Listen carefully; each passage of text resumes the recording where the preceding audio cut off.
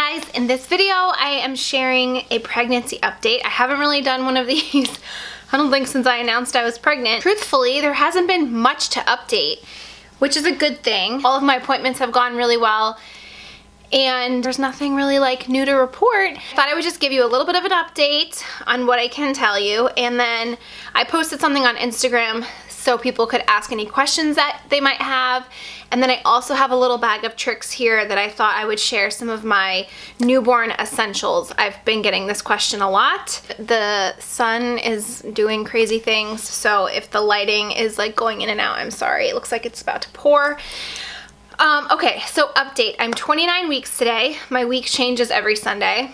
So I'm 29 weeks. Can't believe I'm already in the third trimester. I had a doctor's appointment at my 28-week mark, and she's like, welcome to the third trimester. And I didn't even realize that. So crazy. It's gone by so fast, and knock on wood, I have to say that this pregnancy, which if you are new to my channel, this is my third pregnancy, has been the best, the easiest, the most comfortable, almost, I want to say quite enjoyable actually. Oftentimes I forget that I'm even pregnant, whereas my last pregnancy with Bentley, I was super uncomfortable, super miserable past, I'd say, like the 5-6 month mark. Like, I just wanted to be done being pregnant. There was even a part during that pregnancy where I thought, like, I don't want to do this again. I was just so miserable, and I had these awful varicose veins in places I didn't even know you could get them, and they were really bad. And this time around, I have discomfort from time to time, but it's not an everyday occurrence like it was in my last pregnancy. So I really can't complain.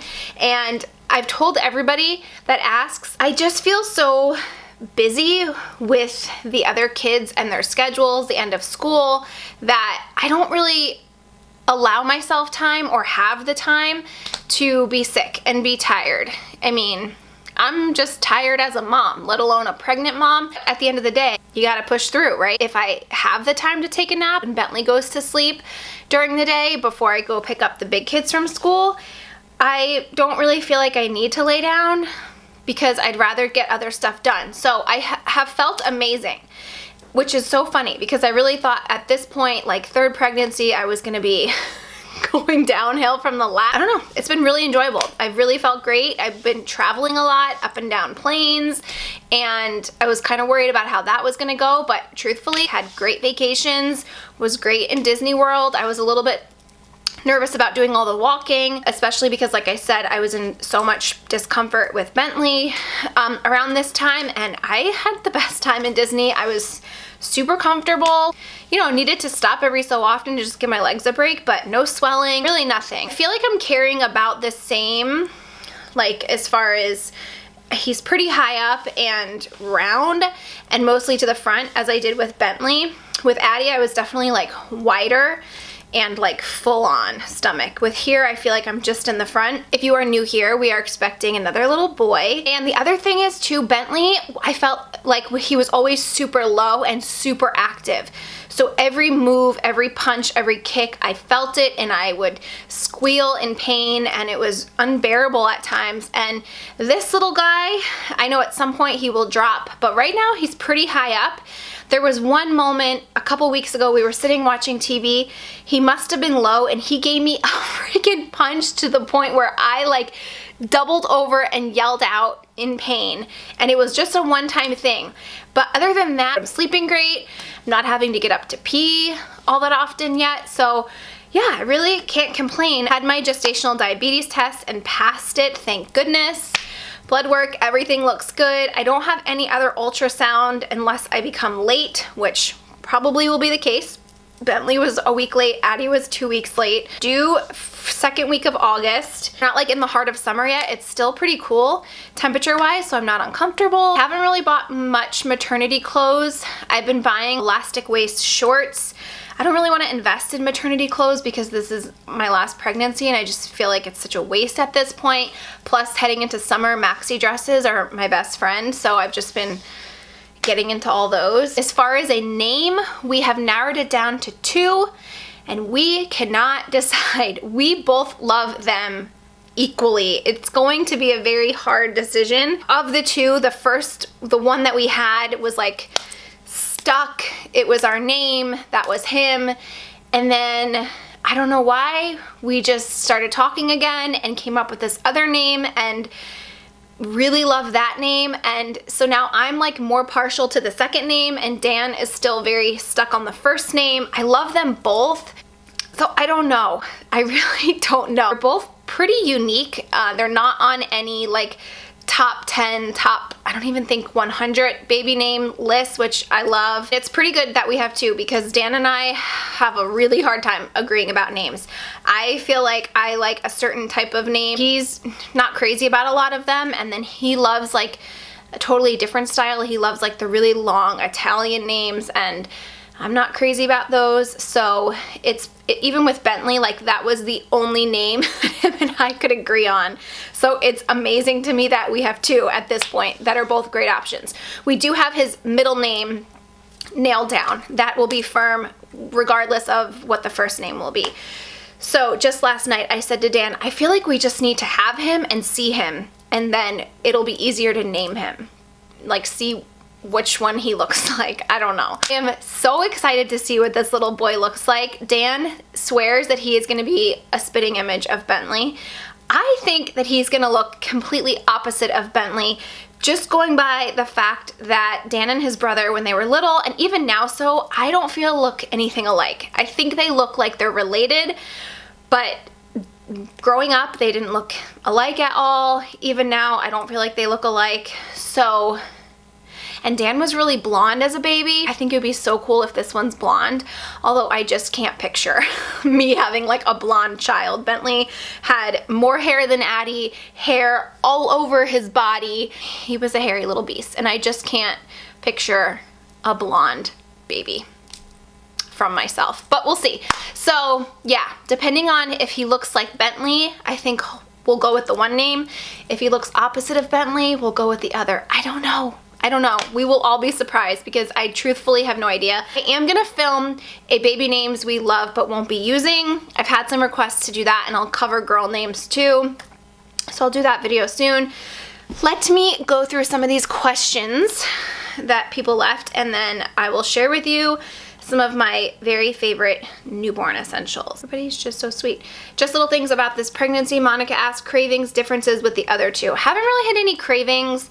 Had cravings in the beginning. I really wanted popsicles, and I think that was it. That was like my big craving, but the cravings have kind of subsided, and the differences I kind of talked about was just, I think, the comfort level. Also, I will say with Bentley, I had a lot of anxiety, and I think that was coming from going from having like a 4 or 5-year-old. Addie and him were so spaced apart. I think the anxiety of just like the whole newborn thing all over again, and that gave me a lot, that's where a lot of my anxiety came from. But I, knock on wood, have not had any anxiety with this pregnancy. Newborn favorites, maternity favorites, things you've learned from the other two pregnancies. I'm so nervous for mine. Erin, congratulations. The best advice I give to anybody that asks me is just listen to your mom gut, because everybody will have an opinion about everything. People you know, people you meet, people you don't know, people that just want to offer their opinion, and you have to drown out the noise. And I've learned to just go with my gut, go with my instinct, go with what feels right. And although it might not be what every other mom does or feels, we're all doing the best that we can. So my best advice for a new mom is to just let your natural instincts take over and ignore everybody else. I don't really have any maternity favorites yet at all. Are you having a baby shower? No. I don't find that necessary at all.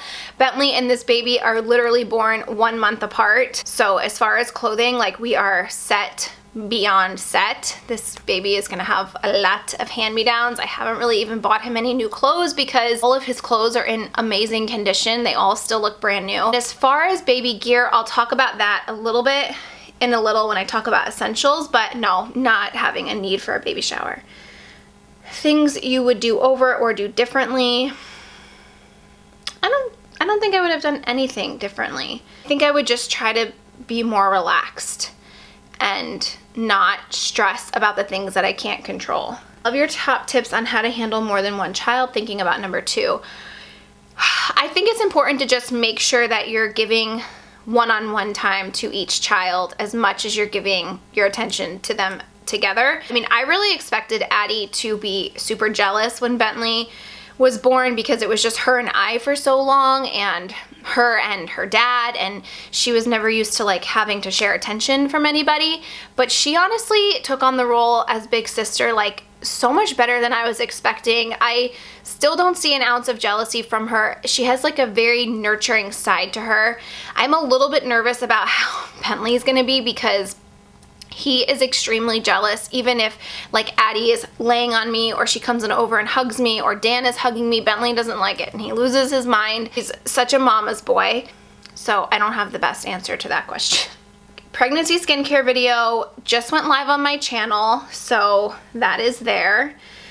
A hospital bag video.